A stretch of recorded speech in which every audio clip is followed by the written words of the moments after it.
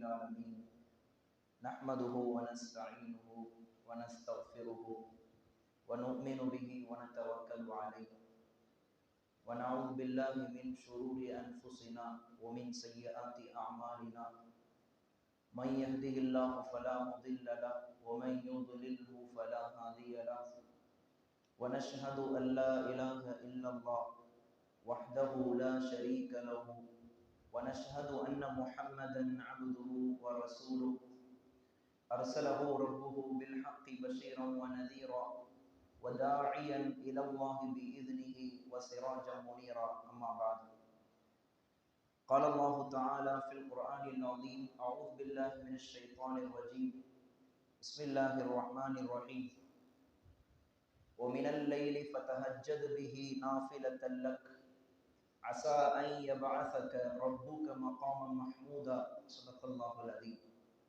وقال رسول الله صلى الله عليه وسلم من صلى صلاة الصبح في جماعة فهو في ذمة الله أو كما قال عليه الصلاة والسلام. எல்லா புகழும் அல்லாஹு ஜல்லஷானஹு தஆலா ஒருவனுக்கே உரித்தாகுக.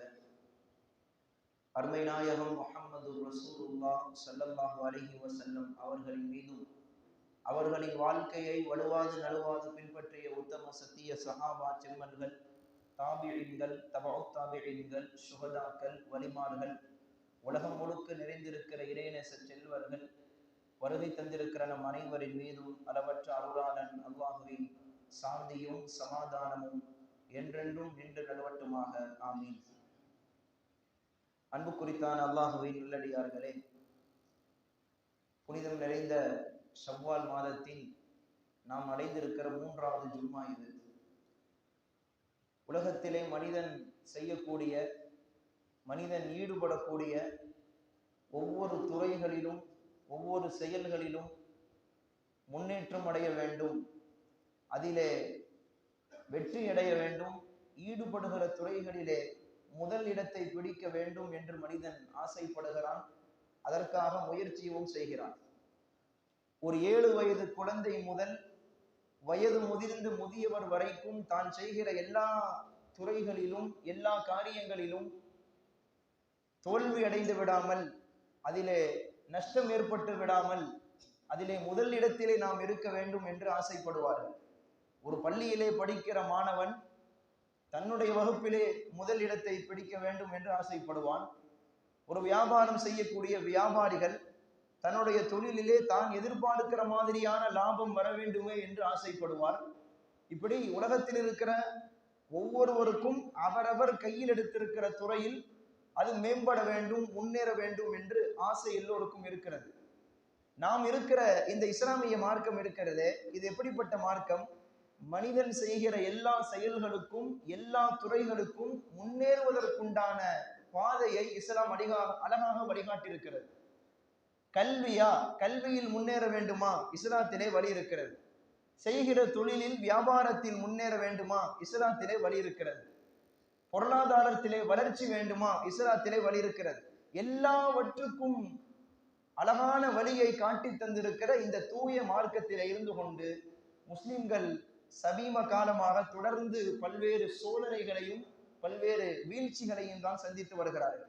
அது அரசாங்க ரீதியான சோதனையாக இருக்கட்டும், அல்லது கல்வி ரீதியான வீழ்ச்சியாக இருக்கட்டும், பொருளாதார சம்பந்தப்பட்ட விஷயமாக இருக்கட்டும், தொடர்ந்து முஸ்லிம்கள் சமூகத்திலே பின்தங்கி கொண்டிருக்கிறார்கள். அரசாங்க ரீதியான சோதனைகள், அதனுடைய நெருக்கடிகளை சந்தித்து சந்தித்து கடைசியில் வக்ஃபு திருத்த சட்டம் என்கிற பிரச்சனையில் நாம் இருக்கிறோம். இன்றைக்கு வக்ஃபு திருத்த சட்டத்தை எதிர்த்து போராடி கொண்டிருக்கிறோம். ஏன் இந்த சோதனைகள்? ஏன் அரசாங்கத்தால் நமக்கு இவ்வளவு நெருக்கடிகள்? ஏன் நமக்கு இவ்வளவு, இந்த சமூகம் இவ்வளவு பின்தங்கி செல்லுகிறது என்பதை உட்கார்ந்து ஒரு கணம் யோசிக்கிற போது முஸ்லிம்களாகிய நம்மிடத்திலே சில குறைகள் இருக்கிறது, சில தவறுகள் இருக்கிறது. நம்மிடத்தில் இருக்கிற ஒரே ஒரு முக்கியமான தவறை மட்டும்தான் இன்று ஜும்மாவிலே நான் உங்களிடத்திலே சுட்டி காட்டப் போகிறேன். நம்மிடத்தில் இருக்கிற மிக முக்கியமான ஒரு தவறு, சமூகத்திலே துடை தெரியப்பட வேண்டிய ஒரு தவறு என்னவென்றால், அதிகாலை சுபுடைய நேரத்திலே முஸ்லிம்களில் பெரும்பாலானோர் தூக்கத்திலேயே கழித்துக் கொண்டிருக்கிறார்கள். அவ்வளவு முசீபத். அதிகாலை தூக்கம் என்பது அவ்வளவு முசீபத்து. ஒரு காலம் இருந்தது, நம்முடைய முன்னோர்களுடைய காலம், சூரியன் மறைந்த பிறகு இஷாவுக்கு பின்னால் வெகு விரைவாக வேலைகளை எல்லாம் முடித்துவிட்டு சீக்கிரமாக படுக்கைக்கு போய் விடுவார்கள். சீக்கிரமாக தூங்கிவிட்டு காலையில் சூரியன் உதிப்பதற்கு முன்னால் எழுந்து விடுவார்கள் முன்னோர்கள். ஆனால் இன்றைக்கு சமூகம் எப்படி மாறி போயிருக்கிறது என்றால், சூரியன் உதயத்தையே பார்த்து பல நாட்கள் ஆகிறது நம்முடைய முஸ்லிம்களில் பல பேருக்கு. இத்தனைக்கும் அந்த நேரத்திலே நிறைவேற்ற வேண்டிய கடமையும் இருக்கிறது. இப்ப அதிகாலை நேரத்தினுடைய பரக்கத்தை இந்த சமூகம் பெறாததால் தான் முஸ்லிம் சமூகம் அதிகமாக இது போன்ற சோதனைகளுக்கு உள்ளாகுகிறோம். அப்ப நம்மிடத்திலே இருக்கிற ஒரு தவறு என்னவென்றால் அதிகாலை உறக்கம். தமிழிலே சொல்வார்கள், முதல் கோணல் முற்றிலும் கோணல். அதிகாலை துவக்க நேரமான அந்த நேரத்திலே ஒருவர் தூங்கி கழித்தால், அதிகாலையினுடைய பரக்கத்தை பெறவில்லை என்றால் அன்றைய நாள் முழுக்க அவருக்கு பரக்கத்தை பார்க்க முடியாது. அன்றைய நாள் முழுக்க அவருக்கு பரக்கத்து இருக்காது. நபி ஸல்லல்லாஹு அலைஹி வஸல்லம் ஹதீஸிலே சொல்வார்கள், மன் ஸல்லா ஸலாத்த ஸுப்ஹி ஜமாஅத்தன் ஃபஹுவ ஃபீ திம்மத்தில்லாஹ். எவர் சுபுஹுடைய தொழுகையை இமாம் ஜமாத்தோடு தொழுவாரோ அவர் அன்றைய நாள் முழுக்க அல்லாஹுவின் பொறுப்புக்கு கீழே வந்து விடுவார் என்றார்கள் பெருமானார். இந்த ஹதீஸை கொஞ்சம் தலைகீழாக திருப்பி போடுங்கள். எவர் சுபுஹுடைய நேரத்திலே தூங்கி கழிக்கிறாரோ அவர் அல்லாஹுவின் பொறுப்பை விட்டும் நீங்கியவர், அல்லாஹுவின் அருளை விட்டும் நீங்கியவர், அல்லாஹுவின் ரஹ்மத்தை விட்டும் நீங்கியவர். ஒருத்தர் அல்லாஹுவின் அருளை விட்டும் நீங்கிவிட்டால் பின்ன எப்படி அவருக்கு பரக்கத்து இருக்கும்? பின்ன எப்படி அந்த முஸ்லிம் சமூகம் முன்னேற்றம் அடையும்? தொடர்ந்து வீழ்ச்சியை தான் சந்திக்கும். ஃபஜ்ர் தொழுகைக்கு எழாத வரை, அதிகாலையிலே விழித்திருக்காத வரை. டெக்சாஸ் யூனிவர்சிட்டி, அதாவது டெக்சாஸ் பல்கலைக்கழகம் என்று சொல்லக்கூடிய ஒரு கல்லூரியிலே ஒரு ஆய்வு நடத்துகிறார்கள். என்ன ஆய்வு? ஒரு 2 மாணவர்கள், படிக்கக்கூடிய 2 மாணவர்களை வைத்து அந்த ஆய்வு நடத்தப்படுகிறது. அந்த 2 பேரில் ஒருவனை அதிகாலை 3 to 5, அதாவது தஹஜ்ஜுடைய நேரத்திலே அந்த மாணவனை எழுப்பி விடுகிறார்கள். இரவிலே சீக்கிரமாக படுக்க வைத்து காலையிலே 3 to 5 அந்த இடைப்பட்ட நேரத்திலே எழுப்பி விடுகிறார்கள். இன்னொரு மாணவனை இரவிலே தாமதமாக தூங்க வைத்து அதிகாலையில், அதாவது 9 மணி 10 மணி வரைக்கும் தூங்க விட்டு அதற்கு பிறகு எழுப்பி விடுறாங்க. இந்த 2 பேரையும் வைத்து செய்யப்பட்ட ஆய்வின் முடிவிலே சொல்லுகிறார்கள், அந்த 3 to 5 இடைப்பட்ட நேரத்தில் எழுந்தானே அந்த மாணவன், இந்த மாணவனுக்கு எதையும் சாதிக்கிற ஆற்றல் இருக்கிறதா, நம்மால் எல்லாவற்றையும் செய்ய முடியும் என்கிற மனப்பக்குவம் அவனுக்கு இருக்கிறது, அவனுடைய மூளை சுறுசுறுப்பாக இயங்குகிறது என்று அந்த ஆய்வினுடைய முடிவிலே சொல்லுகிறார்கள். இதுதான் அதிகாலை நேரத்தினுடைய பரக்கத்து. ரசூல் ஸல்லல்லாஹு அலைஹி வஸல்லம் அதிகாலை ஃபஜ்ருடைய நேரத்திலே யாராவது தூங்குவதை கண்டால் கோபப்படுவார்கள். ஹதீஸிலே வருகிறது, பெருமானாருடைய ஒரு வழக்கம் என்னன்னு சொன்னா, சுபுஹுடைய தொழுகைக்கு போவதற்கு முன்னால ஃபாத்திமா ரலியல்லாஹு வீட்டுக்கு போவாங்க, மகள் வீட்டுக்கு போயிட்டு போவாங்க. ஒரு நாள் வழக்கம் போல ஃபாத்திமா ரலியல்லாஹு வீட்டுக்கு போறாங்க. அங்கே ஃபாத்திமா ரலியல்லாஹு ஒரு நாள் அசதியிலே அன்றைக்கு படுத்திருக்கிறார்கள், ஃபஜ்ர் தொழுகைக்கு எழுந்திருக்கவில்லை. ஸல்லல்லாஹு அலைஹி வஸல்லம் வீட்டுக்குள்ள போறாங்க. ஃபாத்திமா ரலியல்லாஹு சொல்றாங்க, ரசூலுல்லாஹ் எங்கள் வீட்டுக்கு வந்து நான் படுத்திருக்கிற போது தங்களுடைய கால்களால் என்னுடைய காலை லேசாக தட்டிவிட்டு, அம்மா ஃபாத்திமா எழுந்திரியுங்கள், சத்தம் போட்டு சொன்னார்கள் பெருமானார், எழுந்திரியுங்கள், நீங்கள் படுத்திருக்கிற இந்த நேரம் இருக்கிறதே, இந்த நேரம் அல்லாஹ் தன் அடியாறுகளுக்கு ரிசுக்கை பங்கு வைத்து கொடுக்கிற நேரம். அன்றைய நாள் முழுக்க அவருக்கு என்ன ரிசுக்கு கிடைக்க போகிறதோ அதை பங்கு வைக்கிற நேரம் அந்த நேரம். இந்த நேரத்திலே நீங்கள் தூங்கி பொடும்போக்காளர்களின் பட்டியலிலே சேர்ந்து விட வேண்டாம் என்று ஸல்லல்லாஹு அலைஹி வஸல்லம் ஃபாத்திமா ரலியல்லாஹுவை எச்சரிக்கை செய்தார்கள். அப்ப அதிகாலை சுபுஹுடைய நேரம் என்பது அல்லாஹ் தன் அடியாறுகளுக்கு ரிசுக்கையும் பரக்கத்தையும், அன்றைக்கு நாள் முழுக்க அவருக்கு என்னென்ன பரக்கத்து கிடைக்க போகிறதோ எல்லாவற்றையும் பங்கு வைக்கிற நேரம். அந்த ரிசுக்கும் பரக்கத்தும் நமக்கு கிடைக்க வேண்டும் என்றால் அந்த நேரத்திலே நாம் விழித்திருக்க வேண்டும், சுபுஹுடைய தொழுகையை தொழுதிருக்க வேண்டும். அப்ப வீட்டிலே பரக்கத்து இல்லை, வீட்டிலே ரிசுக்கு இல்லை, பொருளாதாரத்திலே அவ்வளவுதாக பரக்கத்து இல்லை என்று புலம்புவர்களிடம் நான் கேட்கிறேன், அதிகாலை வீட்டிலே போர்வையை போர்த்தி தூங்கி கொண்டிருந்தால் எப்படி பரக்கத்து வரும்? அல்லாஹ் ரிசுக்கை பங்கு வைக்கிற நேரத்திலே குடும்பமாக சேர்ந்து தூங்கி கொண்டிருந்தால் எப்படி வீட்டிற்கு பரக்கத்து வரும்? மீதம் இருக்கிற 4 வக்துகள், லுஹர், அசர், மக்ரிப், இஷா, அதை தொழுகக்கூடிய தொழுகையாளிகள் சிலர் ஃபஜ்ருக்கு கூட அவ்வளவு முக்கியத்துவம் கொடுப்பதில்லை. இதுல 4 வக்துக்கு வந்துடுவாங்க. ஃபஜ்ர் நேரத்துல கொஞ்சம் அசதியா போயிருது அப்படின்னு ஒரு அசால்ட்டு. ஆனால் அல்லாஹ் ஃபஜ்ர் தொழுகைக்கு முக்கியத்துவம் தருகிறான். பாருங்கள், அஸ்ஸலாத்து கைரும் மினன் நௌம், தூக்கத்தை விட தொழுகை மேலானது, தொழுகை சிறந்தது என்று பொருள். இந்த வார்த்தையை ஃபஜ்ருடைய பாங்கிலே மட்டும் சேர்க்கப்படுகிறது. ஆனால் ஃபஜ்ரிலே மட்டுமா, ஃபஜ்ருக்கு முன்பதாக மட்டுமா மக்கள் தூங்குகிறார்கள்? ஏன், லொஹருக்கு முன்னாலும் சில மக்கள் தூங்கத்தான் செய்வார்கள், அசருக்கு முன்னாலும் சில மக்கள் தூங்கத்தான் செய்வார்கள். சொல்ல போனால் லொஹருக்கு முன்னால் தூங்குவது சுன்னத்து. ரசூல் ஸல்லல்லாஹு அலைஹி வஸல்லம் லுஹர் தொழுகைக்கு முன்பதாக கொஞ்ச நேரம் தூங்குவார்கள். அந்த தூக்கத்திற்கு கைருல்லா என்று பெயரும் இருக்கிறது. அப்ப அந்த தூக்கம் சுன்னத்தான தூக்கம், சில மக்கள் தூங்குவார்கள்.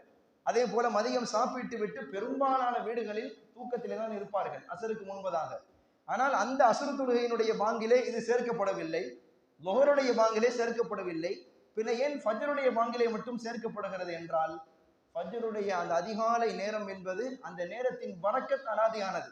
அந்த நேரத்தின் பரக்கத்தை என் உம்மத்து பெற வேண்டும் என்பதற்காக இந்த வார்த்தைகளை சொல்லி அந்த நேரத்தின் முக்கியத்துவத்தை பெருமானார் நமக்கு சொல்லி காட்டுகிறார்கள்.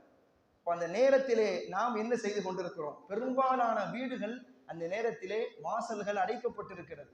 பரக்கத்தான நேரம் அந்த நேரம்.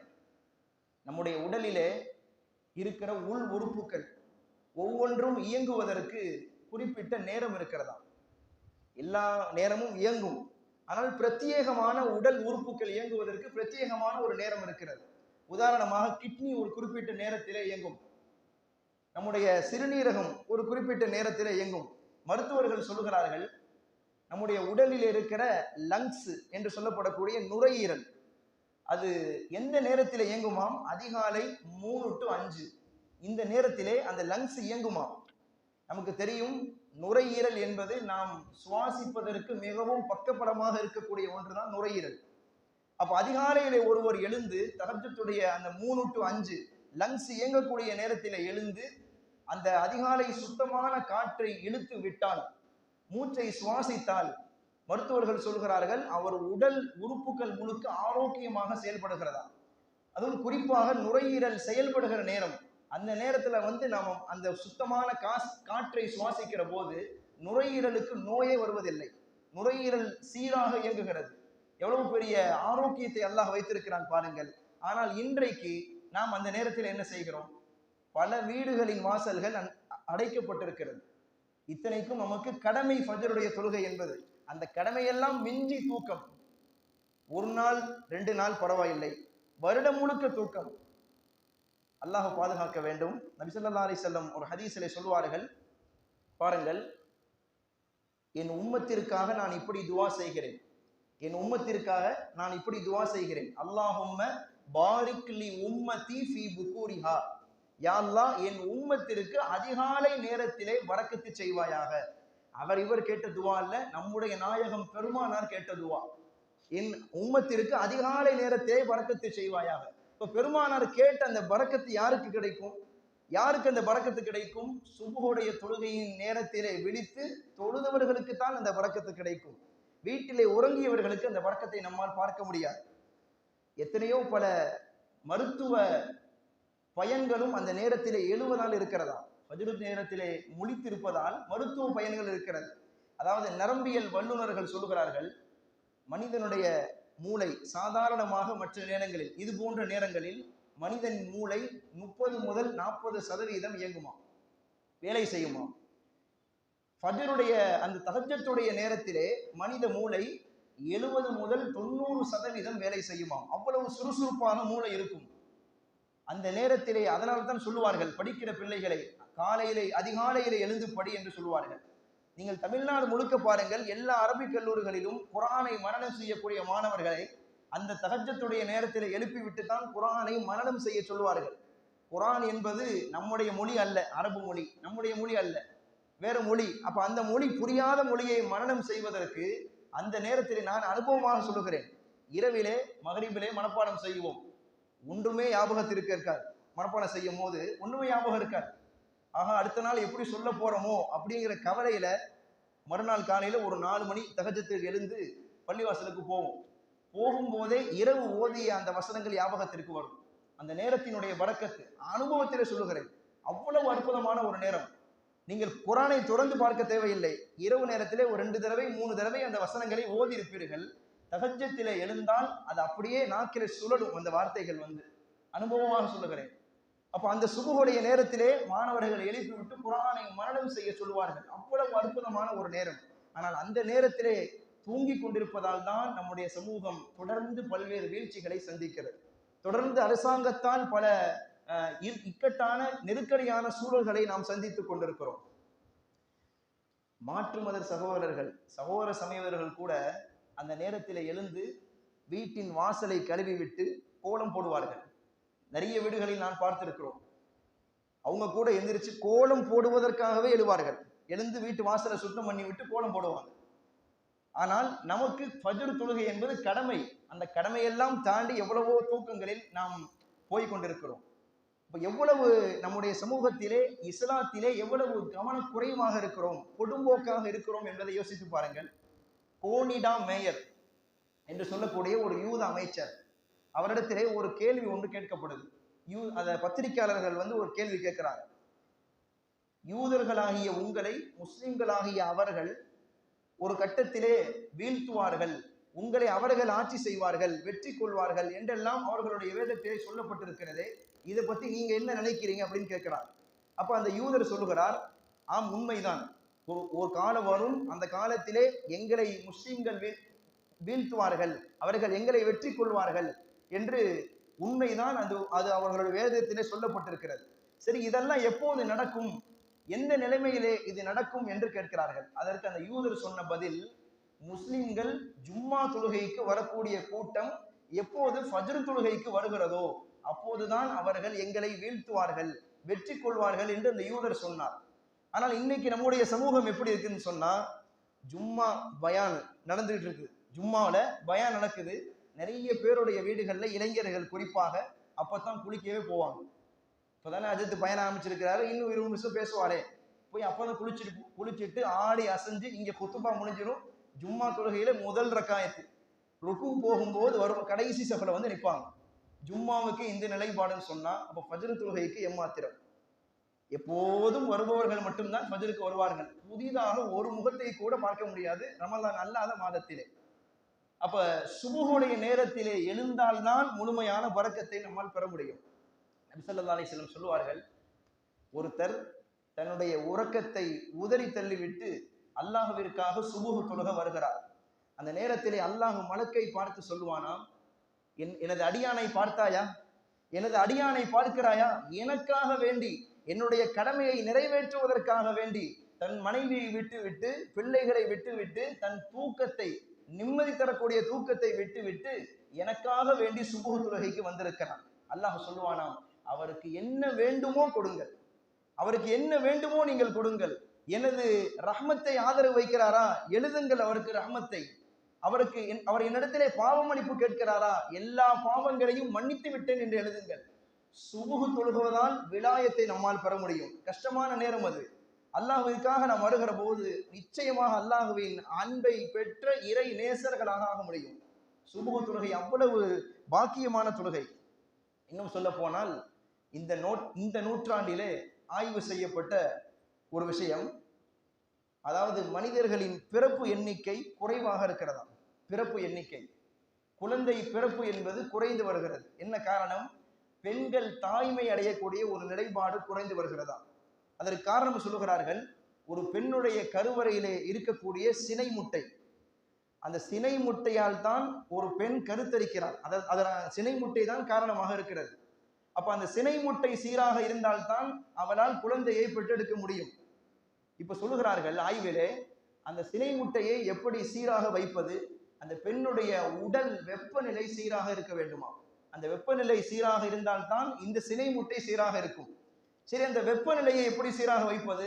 சொல்லுகிறார்கள், ஒரு பெண் அதிகாலையிலே 3 to 5 இடைப்பட்ட நேரத்திலே எழுகிறாள். தஹஜ்ஜுடைய நேரமோ அல்லது ஃபஜ்ருடைய நேரமோ எழுந்து உலு செய்வதின் மூலியமாகவோ குளிப்பதின் மூலியமாகவோ தண்ணீரால் தன்னுடைய உடலை நினைக்கிறார் என்றால் அந்த பெண்ணுடைய கருவறையிலே இருக்கக்கூடிய வெப்பநிலை சீராக இருக்குமா? அந்த நேரத்திலே, குறிப்பிட்ட அந்த நேரத்திலே ஆய்விலே சொல்லுகிறார்கள். அப்போ அல்லாஹ் நமக்கு கடமையாக்கி இருக்கிற கடமைகளில் எத்தனை ஆரோக்கியங்கள் பொதிந்திருக்கிறது பாருங்க. எத்துணை நன்மைகள் பொதிந்திருக்கிறது. ஒரே கல்லில் 2 மாங்காய் என்று சொல்வார்கள். ஃபஜ்ரை தொழுவதால் நன்மையும் இருக்கிறது, அந்த நேரத்திலே எழுவதால் ஆரோக்கியமும் கிடைக்கிறது. ஒரு பெண்ணுக்கு ஃபஜ்ருடைய தொழுகையிலே ஒழு செய்வதில் கூட அல்லாஹ் நன்மையை வைத்திருக்கிறார். ஆனால் இன்றைக்கு நம்முடைய சமூகத்து பெண்கள் எத்தனை வீடுகளில் முசல்லாவை விரித்து ஃபஜ்ர் தொழுவார்கள். சில பேர் கலாமா தொழுவாங்க, எந்திரிக்க முடியும்னு சொல்லிட்டு 8 பேருக்கு மேல கலாமா தொழுவாங்க. அந்த நேரத்தில் எழுந்து எத்தனை பெண்கள் தொழுகிறார்கள். வீட்டில் இருக்கிற பெண்களுக்கெல்லாம் இதனுடைய மகத்துவத்தை சொல்லித்தர வேண்டும். அதாவது இன்றைக்கு நவீன சாதனங்கள் பெருகிவிட்ட காலம். எல்லா வீடுகளிலும் இருக்கிற ஒரு விஷயம், இரவிலே 1 மணி 2 மணி வரைக்கும் போன் அல்லது டிவி, தொலைக்காட்சியின் தொடர்பிலேயே இரவிலே 3/4 நிமிடங்கள் கழிந்து கொண்டிருக்கிறது. குறிப்பாக பிள்ளைகளுக்கு எல்லா வீடுகளிலும் இந்த நிலைமை இருக்கு. போனை பார்க்காம எங்க தூக்கம் வருது, போனை கையில இருந்தாதான் தூக்கம் வருது என்கிற நிலைப்பாடுக்கு வந்து விட்டார்கள்.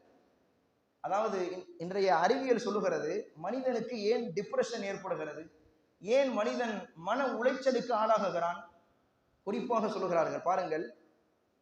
அதாவது இரவிலே நாம் படுத்த பிறகு இயல்பாக நாம் தூங்கக்கூடிய நேரம், அந்த நேரத்திலே நமக்கு தூக்கம் வரும். ஆனால் போனை கையில வைத்திருப்போம் அல்லது டிவியை பார்த்து கொண்டிருப்போம். தூக்கம் வருகிற போது மனிதனுடைய மூளையில ஒரு சுரப்பி ஒன்று சுரக்குமா, ஒரு சுரப்பி, ஒரு திரவம். அந்த சுரப்பி சுரக்கிறதுனால என்ன ஆகும், மனிதனுக்கு தூக்கத்தை ஏற்படுத்தும், தூக்க களைப்பை கண்களுக்கு கொடுக்கும். அந்த சுரப்பி சுரக்கிறதுனால அப்படியே மனுஷன் தூங்கிடுவான். இப்ப அந்த தூக்கம் வர்ற நேரத்துல, அந்த சுரப்பி சுரக்கிற நேரத்துல போனையோ டிவியையோ பார்த்து கொண்டிருந்தால் நம்முடைய ஆர்வம் முழுக்க அதிலே இருக்கும். அப்போ சுரப்பி சுரந்து கொண்டே இருக்கும், ஆனால் நாம் தூங்க மாட்டோம். இந்த நிலையில் உள்ளவர்களுக்கு அறிவியல் எச்சரிக்கிறது, இவர்கள் தான் அதிகமாக உளவியல் நோயாளிகளாக ஆகிறார்கள். மன உளைச்சலுக்கு மன நோயாளிகளாக இவர்கள் தான் அதிகமாக ஆகுகிறார்கள் என்று சொல்லுகிறார்கள்.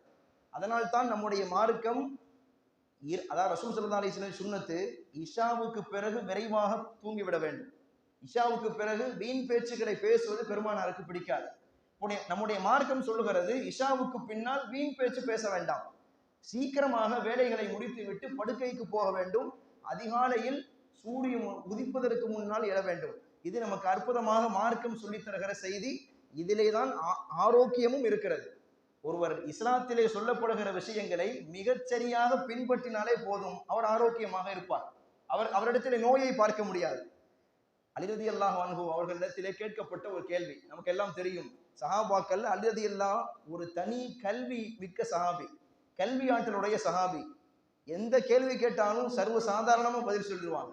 அப்ப அலி ரலியல்லாஹு இடத்திலே ஒரு கேள்வி கேட்கப்படுது, அலியே, உலகத்திலே நாயும் இருக்கிறது, ஆடுகளும் இருக்கிறது. நாய் இருக்கிறதே, அது குட்டி போட்டால் 7-8 குட்டி என்று வதவதன் போடும், நிறைய குட்டிகளை போடும். ஆனால் ஆடு என்பது ஒரே பிரசவத்தில் ஒரு 3 குட்டியோ அல்லது 4 குட்டியோ தான் போடும். 3 குட்டி போடும், 2 குட்டி போடும் ஆடு என்பது. அப்ப ஆடு தினந்தோறும் உலகத்திலே லட்சக்கணக்கான ஆடுகள் அறுக்கவும் படுகிறது, அதனுடைய பிறப்பு எண்ணிக்கையும் குறைவுதான் ஆடு. ஆனால் நாய் அப்படி கிடையாது. நாய் என்பது குட்டி போட்டால் நிறைய போடும், ஆனால் எந்த நாயும் அறுக்கப்படுவதும் இல்லை. இப்ப இந்த 2 பிராணிகளில் பார்த்தால் நாய் தான் அதிகமாக இருக்க வேண்டும், ஆடுதான் எண்ணிக்கையில் குறைவாக இருக்க வேண்டும். ஆனால் அப்படி நேர் மாற்றமாக இருக்கிறது. உலகத்திலே எங்க போனாலும் ஆடுகள் தான் மந்தை மந்தையா சுத்தும், நாய் மந்தை மந்தையா சுத்தாது. தெருவுக்கும் 1 இருக்கும் 2 இருக்கும்.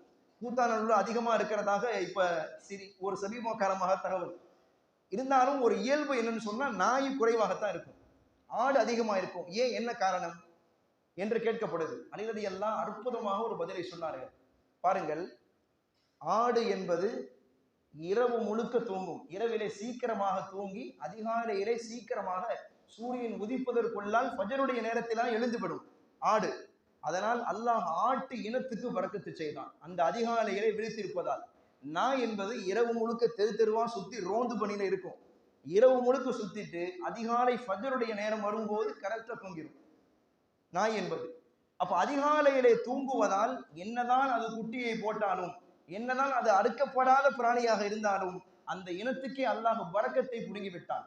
ஆனால் ஆடு அதிகாலையிலே விழிப்பதால் ஒவ்வொரு நாளும் லட்சக்கணக்கான ஆடுகள் அறுக்கப்படுகிறது. ஆனால் அதனுடைய பிரசவத்திலே குறைவாகத்தான் குட்டியையும் மீண்டெடுக்கிறது. ஆனால் அதனுடைய இனத்துக்கு அல்லாஹ் பரக்கத்து செய்து விட்டான். ஆடு என்பது எப்போதும் குறையாது. எவ்வளவு அடுத்தாலும் குறையாது. அல்லது அல்லாஹ் அன்பு சொன்ன பதில். எதற்காக சொல்லுகிறேன்? அப்ப அதிகாலை நேரம் என்பது அவ்வளவு பரக்கத்தான நேரம். அப்ப நம்முடைய வீடுகளில் 9 மணி 10 மணி வரைக்கும் தூங்கி கொண்டிருந்தால் நிச்சயமாக அந்த வீட்டிலே நம்மால் பரக்கத்தை பார்க்க முடியாது. வீட்டிலே பரக்கத்து வேண்டும், ரிசுக்கிலே பரக்கத்து வேண்டும், பொருளாதாரத்திலே பரக்கத்து வேண்டும், செய்கிற வியாபாரங்களில் தொழிலில் பரக்கத்து வேண்டும், பிள்ளைகளின் கல்வியின் விஷயத்திலே பரக்கத்து வேண்டும். எல்லாவற்றும் வேண்டும் என்றால் ஒன்றை மனதிலே ஆழமாக நிறுத்துங்கள். குடும்பமாக சேர்ந்து, குடும்பத்திலே சிறியவர்களிலிருந்து பெரியவர் வரைக்கும் எல்லோரும் சேர்ந்து அதிகாலை சுபுகுடைய நேரத்திலே எழுந்திருக்க வேண்டும். எல்லோரும் ஃபஜ்ருடைய தொழுகையை தொழுக வேண்டும். தொழுது முடித்த பிறகு குர்ஆனை எடுத்து 2 குறைந்தபட்சம் ஒரே ஒரு பக்கமாவது ஓதுங்கள். ஓதிவிட்டு அன்றைய நாளினுடைய வேலைகளை துவங்குங்கள். நிச்சயமாக அல்லாஹ் பரக்கத்து செய்வான் என்று பார்க்கிறோம். ஃபஹுவ ஃபீ திம்மத்தில்லாஹ், அவர் ஃபஜ்ருடைய நேரத்திலே எழுந்து தொழுதவர் அன்றைய நாள் முழுக்க அல்லாஹ்வின்